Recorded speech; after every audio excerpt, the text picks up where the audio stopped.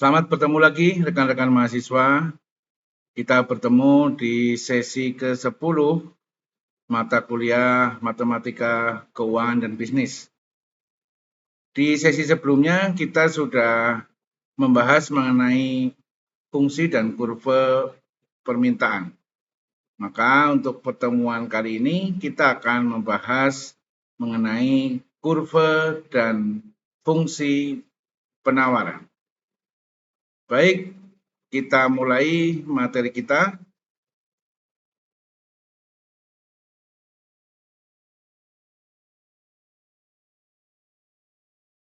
Penawaran adalah keseluruhan jumlah barang yang bersedia atau tersedia ditawarkan pada berbagai tingkat harga tertentu dan waktu tertentu. Penawaran dan produksi mempunyai hubungan yang sangat erat. Hal-hal yang mendorong dan menghambat kegiatan produksi berpengaruh terhadap jumlah penawaran. Teori penawaran adalah teori yang menjelaskan sifat hubungan antara jumlah barang yang ditawarkan atau diproduksi oleh produsen terhadap berbagai faktor yang mempengaruhinya.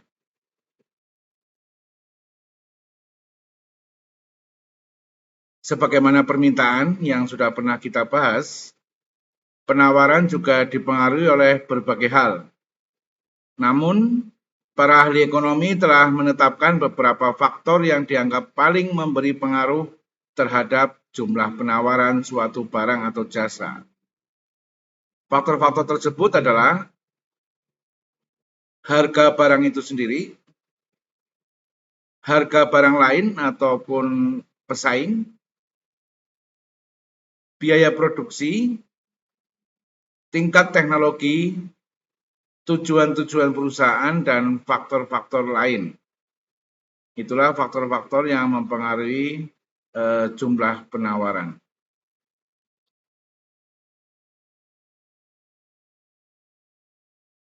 Sebagaimana teori permintaan, dalam analisis mengenai penawaran, yang terlebih dahulu dilakukan adalah menganalisis pengaruh harga suatu barang terhadap jumlah barang yang ditawarkan, dengan mengasumsikan bahwa faktor-faktor lain tidak berubah atau disebut dengan ceteris paribus. Kalau di fungsi permintaan, kita berada di posisi atau di sisi konsumen atau pembeli. Tapi kalau di dalam fungsi penawaran, kita berada di posisi produsen atau penjual. Pengaruh dari faktor-faktor lain tersebut kemudian dianalisis dengan mengasumsikan bahwa harga tidak berubah. Misalnya, bagaimana perubahan biaya tenaga kerja terhadap jumlah barang yang ditawarkan oleh produsen kepada masyarakat. Kita akan bahas satu persatu faktor yang sudah tadi disebutkan. Yang pertama adalah faktor harga barang itu sendiri. Sifat hubungan antara harga dan jumlah barang yang ditawarkan adalah kebalikan dari sifat hubungan antara harga dan jumlah barang yang diminta. Jadi, sifat daripada fungsi penawaran ini adalah berbalikan dengan sifat daripada fungsi permintaan. Hukum penawaran menyatakan bahwa semakin tinggi harga suatu barang, semakin banyak barang yang ditawarkan. Kenapa bisa demikian? Karena sudah menjadi kaidah umum bahwa produsen atau pedagang akan berusaha mendapatkan keuntungan sebesar-besarnya.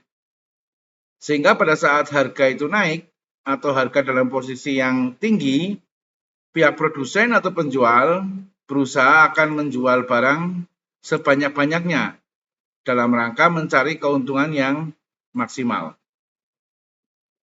Maka sebaliknya, semakin rendah harga suatu barang, semakin sedikit barang yang ditawarkan. Dengan demikian, terdapat hubungan yang berbanding lurus antara harga dan jumlah barang yang ditawarkan. Jika digambarkan dalam sebuah kurva pada sumbu X dan Y, penawaran akan naik dari kiri bawah ke kanan atas seperti pada gambar di bawah ini. Di gambar kurva penawaran. Di situ seperti halnya kurva permintaan, sumbu horizontal atau X adalah mewakili kuantiti atau jumlah barang yang diminta atau ditawarkan. Sedangkan sumbu vertikal atau sumbu Y adalah mewakili harga barang. Pada waktu harga rendah, tidak banyak produsen yang menjual barangnya, karena harga tersebut hanya memberi keuntungan yang sangat kecil bagi mereka, atau bahkan harga tersebut belum menutupi biaya produksi yang dikeluarkan untuk membuat produk tersebut. Namun pada saat harga tinggi, jumlah barang yang ditawarkan meningkat karena harga yang tinggi tersebut memberikan selisih keuntungan yang besar.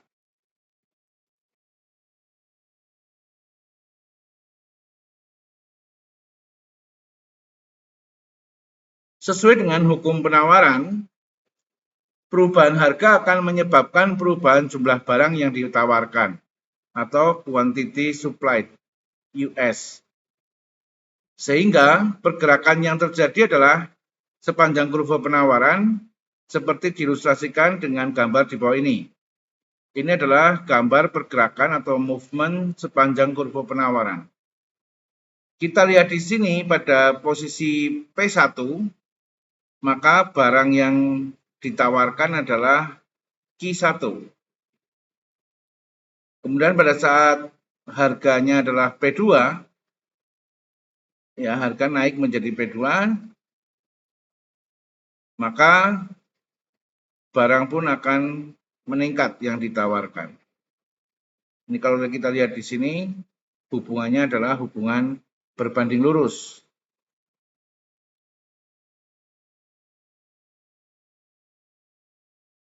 Perubahan faktor-faktor selain harga akan mengakibatkan perubahan pada kurva permintaan, ya, atau kurva D. D itu adalah demand. Demand adalah penawaran, bukan permintaan, tapi penawaran.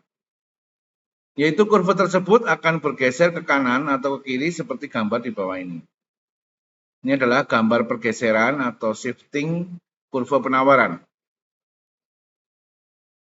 Pergeseran kurva penawaran disebabkan karena perubahan faktor-faktor selain harga barang itu sendiri. Misalnya harga barang lain, biaya produksi, kemajuan teknologi, tujuan perusahaan, dan faktor-faktor yang lain. Ini adalah gambar kurvanya, hubungannya seperti itu. Dalam posisi harga yang sama, kita lihat terjadi pergeseran kurva bisa ke kanan atau ke kiri. Kalau ke kanan artinya jumlah penawaran naik, sedangkan kurva bergeser ke kiri jumlah penawaran turun. Faktor-faktornya seperti yang tadi sudah saya sebutkan.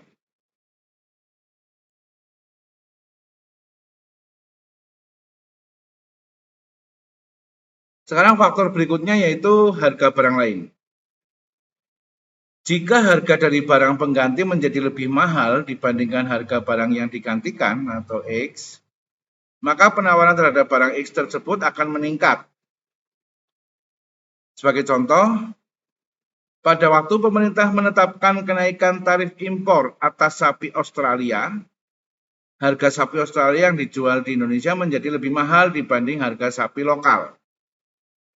Maka permintaan terhadap sapi lokal meningkat. Kenaikan permintaan ini mendorong terjadinya kenaikan penawaran pada sapi lokal. Ya, jadi biasanya kurva penawaran ini akan mengikuti permintaan. Kecuali untuk barang-barang khusus, justru penawaran terlebih dahulu baru permintaan mengikuti. Faktor yang ketiga adalah biaya produksi. Salah satu komponen biaya produksi adalah tenaga kerja. Perubahan terhadap biaya tenaga kerja dapat mempengaruhi kurva penawaran.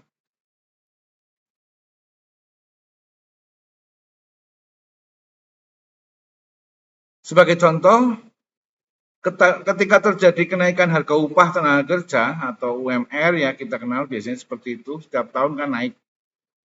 Jika sebagian produsen tidak mampu memenuhi tuntutan kenaikan tersebut, maka mereka akan mengurangi jumlah tenaga kerjanya. Pengurangan tenaga kerja ini akan mengakibatkan jumlah barang yang diproduksi berkurang, sehingga kurva penawaran akan bergeser ke kiri. Situasi ini dapat diilustrasikan dengan gambar di bawah ini. Ini adalah gambar kenaikan upah dan pergeseran kurva penawaran.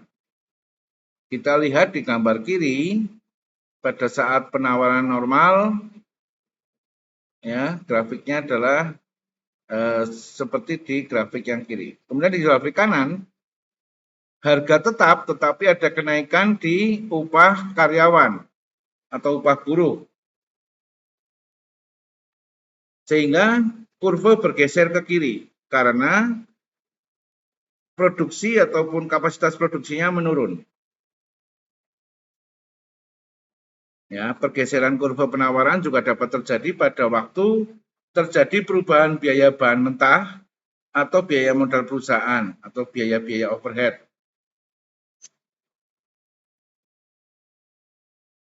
Ya, jadi selain tenaga kerja, bisa jadi karena kenaikan harga bahan baku.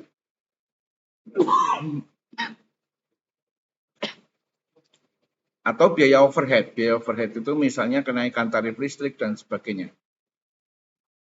Kemudian faktor yang keempat adalah tingkat teknologi. Kemajuan teknologi mendorong proses produksi yang semakin efisien. Efisiensi ini di satu sisi dapat menurunkan biaya pokok produksi, dan di sisi lain meningkatkan produktivitas perusahaan. Sehingga jumlah penawaran semakin tinggi dan akan mendorong kurva penawaran bergeser ke sebelah kanan. Jadi karena adanya teknologi, misalnya ada ditemukan lagi mesin yang bisa lebih cepat berproduksi, kapasitasnya lebih besar, dengan teknologi yang mungkin lebih baru, maka jumlah produksi akan meningkat. Dengan jumlah produksi yang meningkat ini menyebabkan produsen menjual ataupun menawarkan barangnya kepada pasar itu lebih banyak. Maka kurva penawaran akan bergeser ke kanan. Kemudian faktor yang kelima adalah tujuan perusahaan. Umumnya perusahaan selalu berusaha memaksimalkan keuntungan. Namun di sisi lain, seringkali keuntungan maksimal dapat diraih tidak pada saat menggunakan kapasitas maksimal dari kemampuan produksinya. Sehingga jika tujuan perusahaan adalah keuntungan maksimal, maka sangat mungkin jumlah barang yang diproduksi dan ditawarkan lebih rendah dari seharusnya yang mampu mereka lakukan atau produksi. Bagi perusahaan-perusahaan milik pemerintah, umumnya lebih menekankan kepada kepentingan masyarakat, sehingga mereka akan melakukan produksi pada kapasitas maksimum yang mereka miliki daripada kapasitas yang memaksimalkan keuntungan. Jadi perlu dipahami di sini, rekan-rekan mahasiswa, bahwa memproduksi sebanyak-banyaknya belum tentu memberikan keuntungan yang maksimal. Ingat tentang hukum penawaran tadi, semakin banyak barang yang ditawarkan ke pasar, sedangkan permintaan tetap, maka akan mengakibatkan penurunan harga. Nah, apabila harga turun, tentunya keuntungan per unit atau keuntungan variabelnya ini akan turun. Oleh sebab itu, biasanya perusahaan atau produsen akan mengukur seberapa jumlah penawaran yang optimal yang bisa memberikan keuntungan secara maksimal. Dan ini belum tentu mengkondisikan bahwa perusahaan harus produksi maksimal sebesar kapasitas produksinya.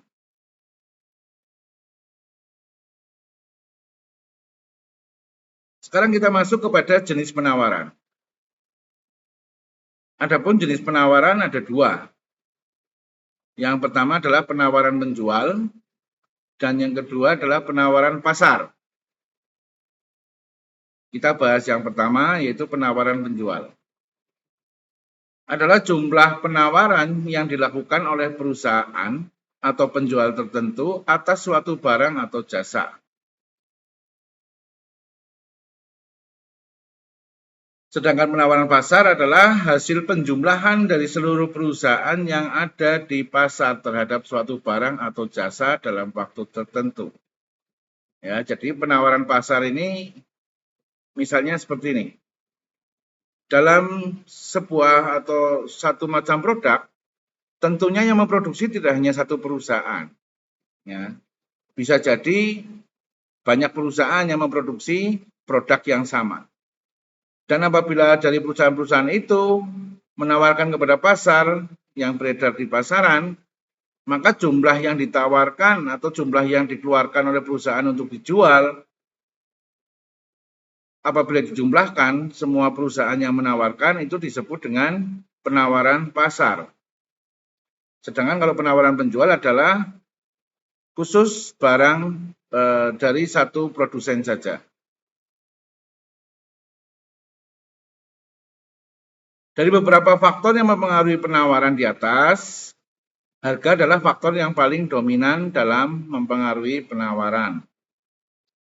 Sehingga para ahli ekonomi membuat hukum penawaran, yaitu hukum yang mengatur hubungan antara harga barang dengan penawaran dari uraian di atas. Dapat dirumuskan hukum penawaran sebagai berikut. Apabila harga barang naik, maka jumlah barang yang ditawarkan naik. Dan apabila harga turun, maka jumlah yang ditawarkan turun. Atau penawaran terhadap suatu barang berbanding lurus dengan harga barang yang ditawarkan.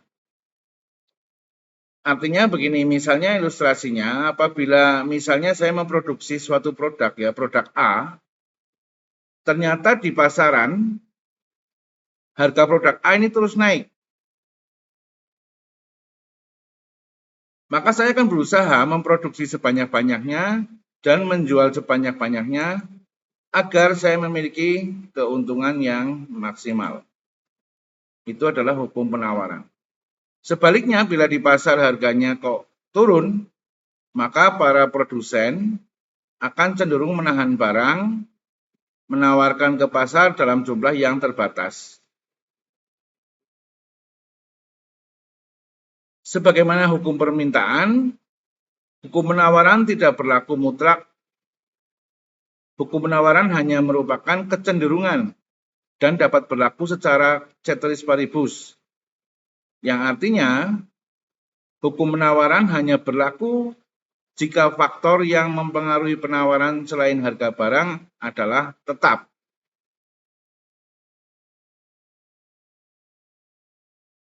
Ini adalah kurva penawaran berdasarkan tabel penawaran. Kita lihat nanti, silakan disimak di materi PDF ya. Ini adalah contoh kurva penawaran berdasarkan tabel penawaran yang data yang tersedia.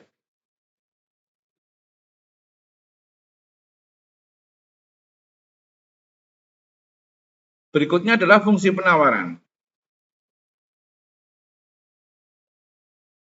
Fungsi penawaran merupakan fungsi yang menunjukkan hubungan antara barang yang ada di pasar dengan kuantitas penawaran yang ditawarkan oleh produsen.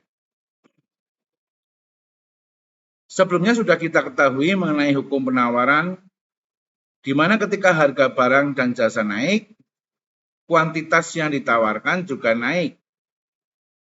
Dan jika harga barang dan jasa turun, kuantitas atau jumlah yang ditawarkan pun turun. Hal ini menunjukkan bahwa penawaran dan harga barang yang ditawarkan memiliki hubungan positif. Oleh karena itu, fungsi penawaran akan selalu positif. Ini berbanding terbalik dengan fungsi permintaan ya yang sudah kita pelajari di sesi sebelum ini, di mana fungsi permintaan adalah negatif. Bentuk fungsi penawaran secara umum adalah QS. QS adalah jumlah barang yang ditawarkan sama dengan A plus B PS. A dan B adalah konstanta, di mana B harus bernilai positif, karena slope-nya adalah dari kiri bawah ke kanan atas. PS adalah harga barang yang ditawarkan, sedangkan QS adalah jumlah barang yang ditawarkan. Ini fungsinya seperti itu. QS sama dengan A plus B PS.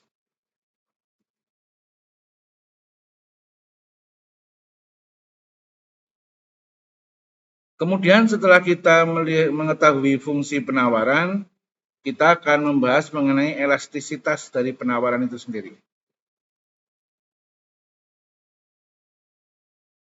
Hukum penawaran mengaitkan antara harga barang yang ditawarkan dengan jumlah barang yang ditawarkan. Oleh karena itu, konsep elastisitas dapat juga diterapkan untuk menentukan perubahan penawaran.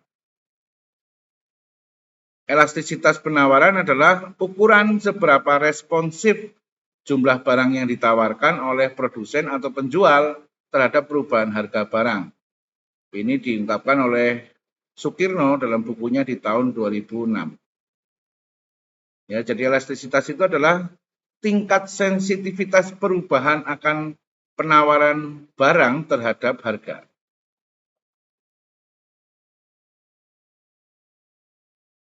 Perhitungan koefisien elastisitas penawaran sama dengan rumus sebelumnya, yaitu untuk menghitung koefisien elastisitas penawaran. Berikut rumus koefisien elastisitas penawaran. Kita lihat di sebelah kanan. E adalah elastisitas. Ya, ES adalah koefisien elastisitas penawaran. Rumusnya ES sama dengan persentase perubahan jumlah barang yang ditawarkan dibagi dengan persentase perubahan harga. Ya, atau ES sama dengan delta Q per delta P dikalikan P per Q. Di mana ES adalah koefisien elastisitas penawaran, delta P adalah perubahan harga, delta Q adalah perubahan jumlah penawaran, Q adalah jumlah presentasi awal atau jumlah penawaran awal. Sedangkan P adalah harga awal. Harga sebelum ada perubahan.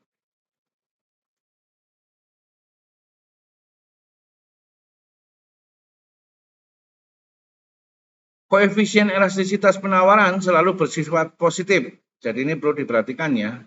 Jadi untuk elastisitas penawaran pasti bermuatan atau bernilai positif. Sesuai dengan sifat hubungan antara harga dan jumlah barang yang ditawarkan dan terletak antara 0 hingga tak terhingga. Maka jenis-jenis elastisitas penawaran bisa kita lihat sebagai berikut. Yang pertama adalah penawaran elastis. Ya, itu adalah elastisitasnya di atas 1 atau lebih dari 1. Penawaran elastis ialah penawaran yang terjadi apabila persentase perubahan harga lebih kecil dari persentase perubahan penawaran. Contoh, untuk barang-barang yang biasanya mengalami penawaran elastis adalah barang-barang produksi pabrik atau barang-barang industri yang tidak tergantung pada masa panen dan musim, serta dapat dengan mudah ditambah atau dikurangi jumlah produksinya. Ya, jadi untuk elastisitas yang lebih dari 1, itu biasanya untuk barang-barang yang manufaktur. Kurva penawaran elastis akan menanjak secara landai dari kiri bawah ke kanan atas, seperti yang digambarkan dalam gambar berikut. Ini adalah kurva di mana penawaran adalah elastis, yaitu elastisitasnya lebih dari 1, di mana P adalah price, harga, dan Q adalah quantity.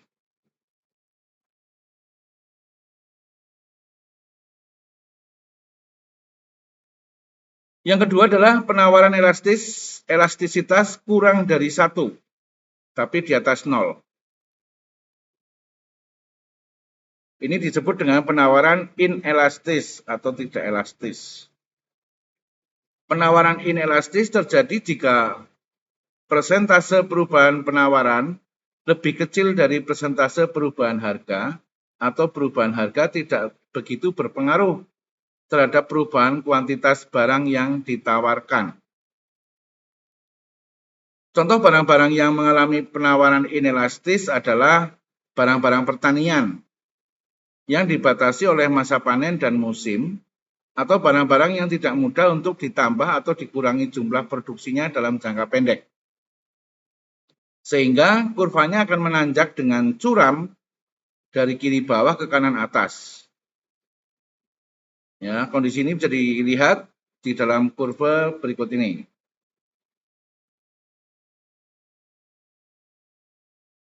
Ini adalah kurva gambar penawaran inelastis. Artinya perubahan harga yang terjadi, ya, perubahan penawaran yang terjadi lebih kecil daripada perubahan harga yang terjadi. Ini adalah penawaran inelastis. Menurut Riley dalam bukunya tahun 2012, jika barang yang dijual atau ditawarkan adalah elastis, produsen dapat meningkatkan produksi tanpa harus menaikkan biaya produksi atau menunda produksi. Ya, kenapa begitu? Karena ini adalah biasanya barang-barang yang bersifat manufaktur, diproduksi tanpa terpengaruh oleh musim. Namun jika barang tersebut bersifat inelastis, produsen atau penjual sulit untuk menambah jumlah produksi pada suatu periode waktu. Ya, ini seperti produk-produk pertanian, ini nggak bisa dipaksa. Misalnya lagi tidak musim, ya nggak bisa berbuah dan sebagainya.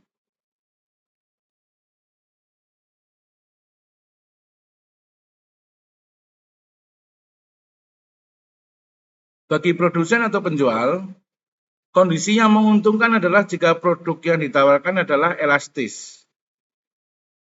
Kondisi ini menyebabkan produsen atau penjual tersebut lebih mampu bersaing karena mereka lebih mampu untuk menghasilkan keuntungan yang lebih tinggi dibanding para pesaing mereka.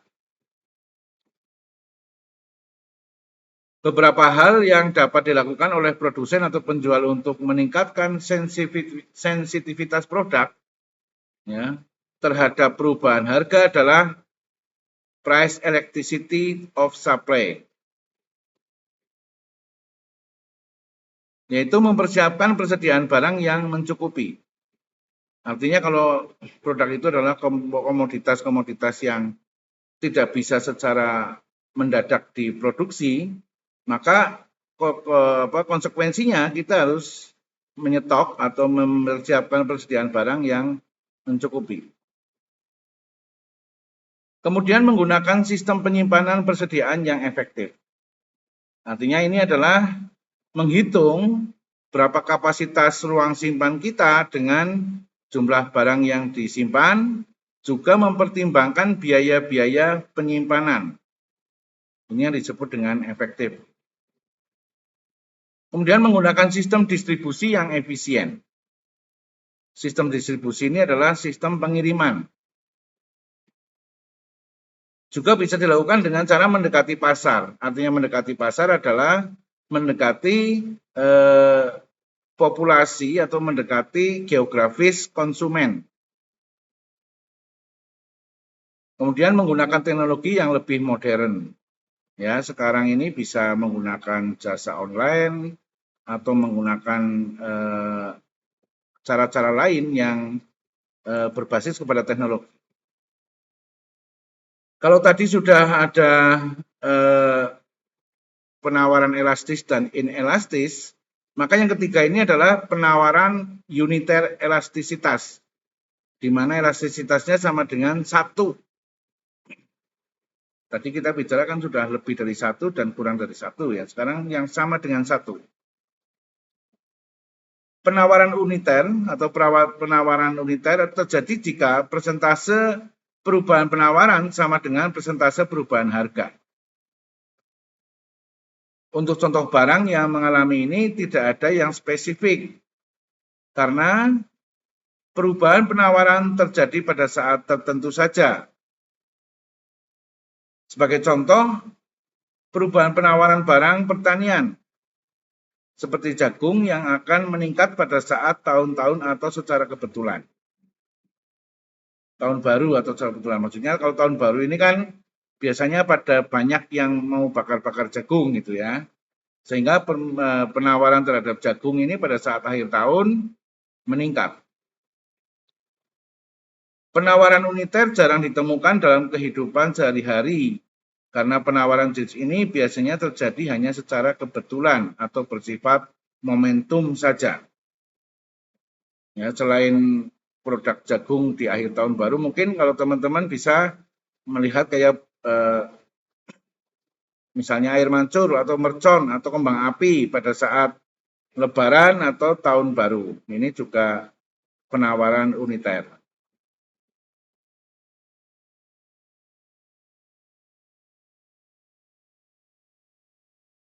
Yang keempat adalah penawaran inelastis sempurna, yaitu elastisitasnya sama dengan 0.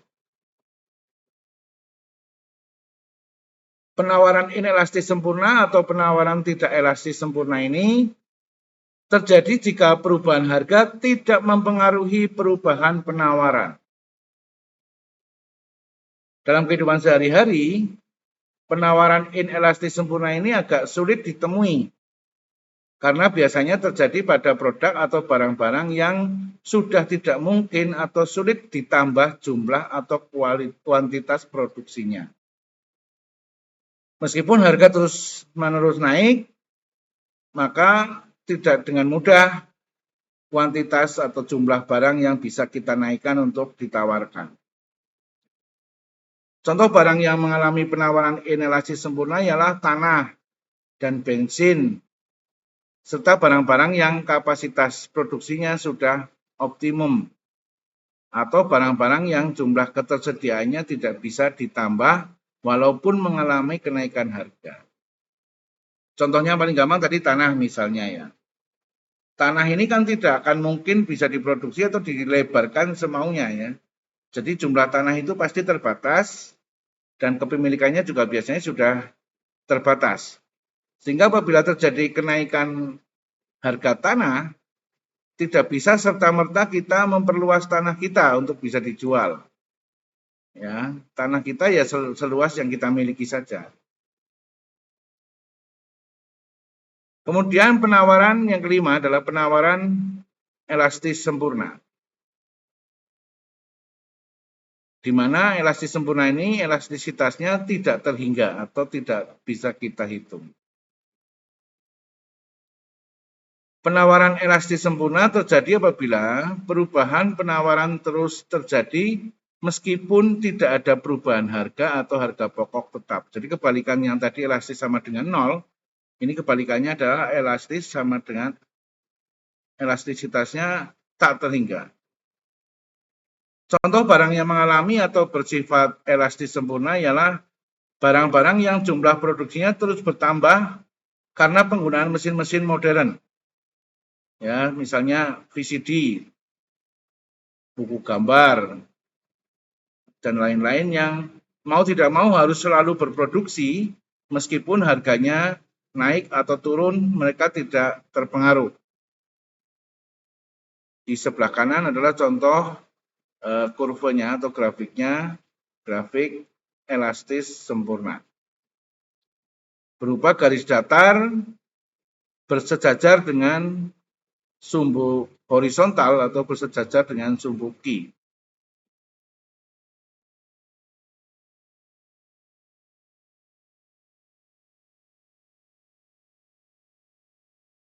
Elastisitas penawaran dipengaruhi oleh beberapa faktor. Ini disampaikan oleh Riley di bukunya di tahun 2012.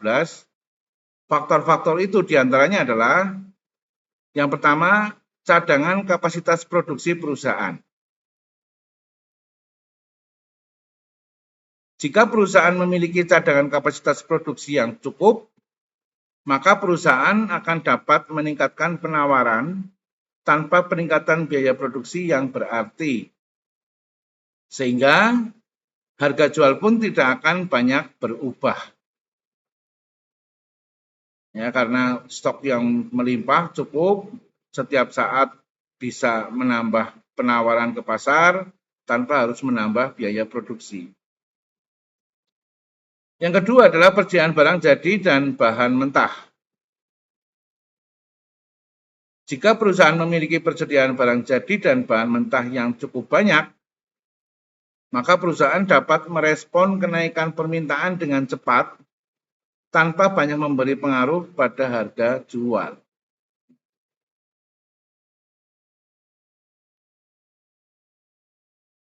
Berikutnya, jangka waktu analisis. Semakin lama jangka waktu untuk menyesuaikan tingkat produksi perusahaan, semakin elastis barang yang ditawarkan. Ya, artinya, suatu perusahaan kadang untuk mengubah kapasitas produksinya, dia perlu menyesuaikan dengan mesin-mesin ataupun faktor-faktor produksi yang dia miliki. Apabila dia merespon pasar, menganalisis, kemudian menambah produksi, jangkanya waktunya semakin lama untuk menyesuaikan, maka semakin elastis barang yang ditawarkan. Ini adalah faktor yang disampaikan oleh Riley.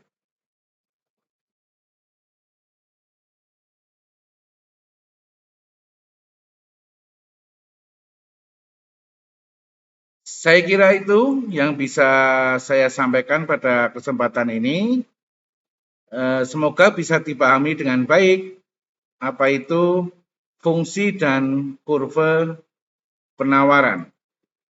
Dan ini nanti akan dipertemukan, yaitu fungsi permintaan dan penawaran dalam bentuk keseimbangan pasar. Nanti kita bisa bahas di pertemuan-pertemuan dan sesi-sesi berikutnya. Saya kira demikian teman-teman mahasiswa. Kuliah kita sesi ke-10, Matematika Keuangan dan Bisnis ini yang membahas mengenai fungsi dan kurva penawaran. Jangan lupa berikan komentar pada channel ini sebagai bukti kuliah teman-teman. Dan juga subscribe bagi yang belum subscribe channel ini, like dan share kepada semua orang agar apa yang kita bahas ini bisa memberikan manfaat kepada banyak orang. Saya kira demikian, terima kasih, sampai bertemu lagi pada sesi kuliah berikutnya.